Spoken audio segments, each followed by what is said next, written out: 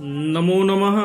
अहमस्मि डॉक्टर रामकुमार झा, अंशकालिक सहायक प्राचार्य ज्योतिषम, पूर्णिमा राम प्रताप संस्कृत महाविद्यालय बैगनी दरभंगा। इदानीं मया 10 वर्गसंज्ञाः विवेच्यन्ते।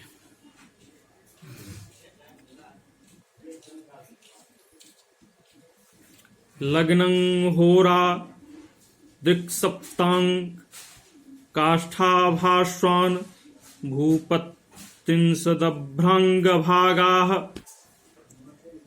दिग्वर्गाख्याः प्रोक्तरीत्या प्रसाद्या होराविज्ञैः प्रस्फुटं सत्फलार्थम्। अर्थात लग्न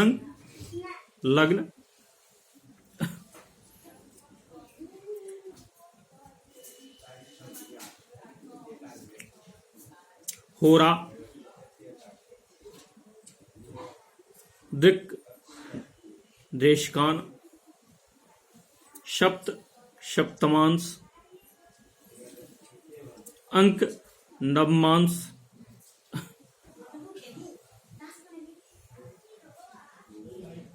काष्ठा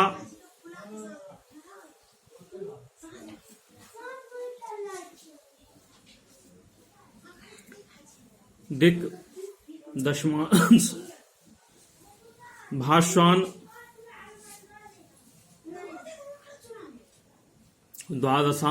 द्वादशांश भूप षोडशांश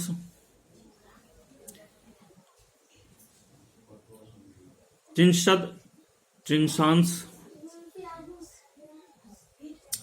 अभ्रंग भागाः षष्ट्यंश।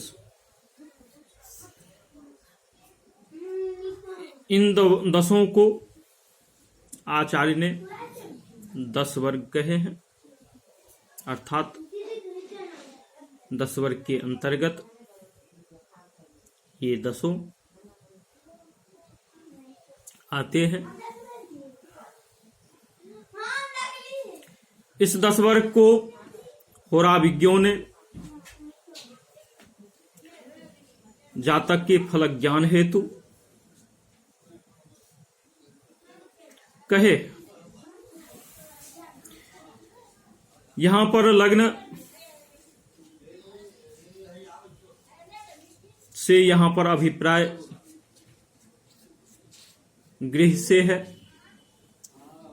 किस ग्रह का कौन सा घर है।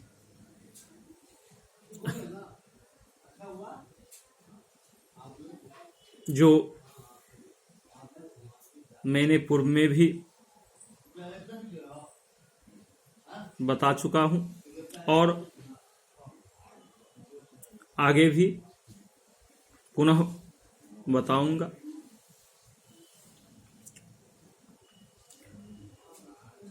उसके बाद यहां पर आचार्य ने होरा कुंडली की चर्चा किए हैं।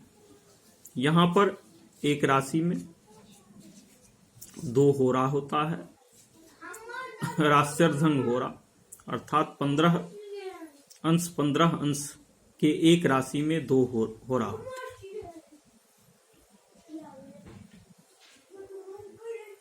जिनके स्वामी की चर्चा आगे किया जाएगा। उसके बाद देशकान कुंडली की चर्चा किए हैं। ग्रहों के देशकान भाग की चर्चा आया है 10 वर्ग के अंतर्गत। तो एक राशि में 3 देशकान होता है, अर्थात 10-10 अंश के देशकान होते हैं। एक देशकान का मान 10 अंश होता है। तत्पश्चात यहां पर आचार्य ने सप्तमांश की चर्चा किए हैं। तो एक सप्तमांश का मान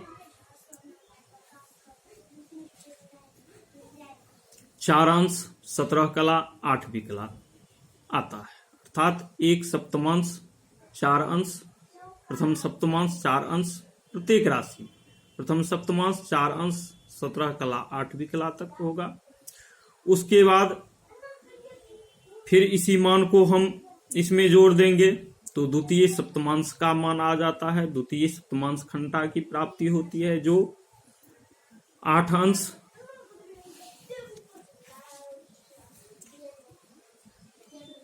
34 कला 17वीं कला प्राप्त होती है।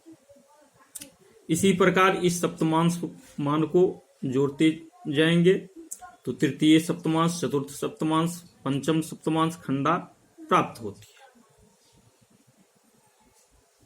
यह मान एक राशि में 30 अंश होता है। उस 30 अंश को 7 से भाग देने पर यह मान प्राप्त होता है। तत्पश्चात यहां पर 10 वर्ग के अंतर्गत आचार्य ने नवमांश की गणना किए हैं। तो एक नवमांश का मान 3 अंश 20 कला होता है। अर्थात प्रथम खंडा प्रत्येक राशि में 3 अंश 20 कला तक, फिर द्वितीय खंडा 3 अंश 20 कला से ऊपर 6 अंश 40 कला तक। अर्थात इसी मान को जोड़ते चलेंगे तो प्रत्येक राशि में 9 खंडा का नवमांश खंडा प्राप्त हो जाता है।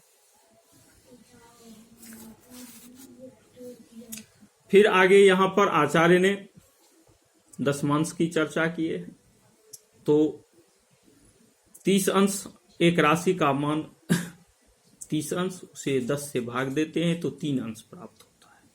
अर्थात 3 अंश का एक दशमांश होता है।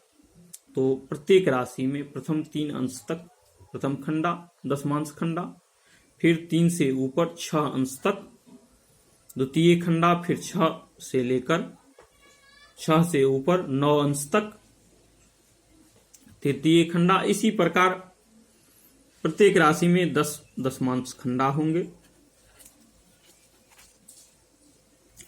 उसके बाद इसी क्रम में यहां पर आचार्य ने द्वादशांश की चर्चा की है। तो प्रत्येक राशि में 12 द्वादशांश खंडा होते हैं। एक द्वादशांश का मान 2.5 अंश प्राप्त होता है। अर्थात 2 अंश 30 कला। 30 को 12 से भाग देंगे तो यह मान प्राप्त होता है। तो प्रत्येक राशि में 2 अंश 30 कला तक प्रथम द्वादशांश खंडा, फिर 2 अंश 30 कला से ऊपर 5 अंश तक द्वितीय खंडा। इसी प्रकार तृतीय खंडा, चतुर्थ खंडा, पंचम खंडा आदि प्राप्त हो जाता है। इसके बाद यहां पर आचार्य ने 10 वर्ग के अंतर्गत षोडशांश की चर्चा किए हैं। यहां पर एक षोडशांश का मान 1 अंश 52 कला 30वीं कला प्राप्त होता है। 30 अंश को 16 से भाग देने पर यह मान प्राप्त होता है। तो 1 अंश 52 कला 30वीं कला तक प्रथम षोडशांश खंडा, फिर इसी मान को इसमें जोड़ते हैं तो 3 अंश 45 कला तक द्वितीय खंडा, फिर इससे ऊपर 5 अंश 37 कला 30वीं कला तक तृतीय खंडा। इसी प्रकार षोडशांश मान को जोड़ते जाएंगे तो चतुर्थ षोडशांश खंडा, पंचम षोडशांश खंडा, षष्ठ षोडशांश खंडा आदि क्रम से प्राप्त हो जाता है। इसके बाद यहां पर आचार्य ने 10 वर्ग के अंतर्गत त्रिंशांश की चर्चा किए हैं। जो विषम राशियों में क्रमशः 5 अंश 5 अंश 8 अंश 7 अंश और 5 अंश, ये प्रत्येक राशि में 5 त्रिंशांश खंडा गए हैं। फिर ठीक इस इसका व्युत्क्रम अंश त्रिंशांश खंडा होते हैं शम राशि में, जो इस प्रकार होता है 5 अंश, 7 अंश, 8 अंश, 5 अंश, 5 अंश। इसके बाद यहां पर आचार्य ने षष्ठ्यंश की चर्चा किए हैं।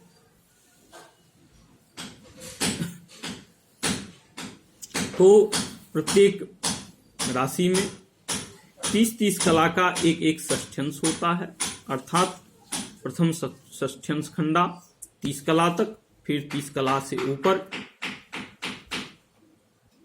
एक अंश तक द्वितीय षष्ठ्यंश खंडा, फिर एक अंश से ऊपर एक अंश 30 कला तक तृतीय षष्ठ्यंश खंडा। इसी प्रकार 60 षष्ठ्यंश खंडा जो है सो प्रत्येक राशि में प्राप्त होते हैं। इनके स्वामियों की चर्चा क्रमशः अगले कक्षा में बताएंगे।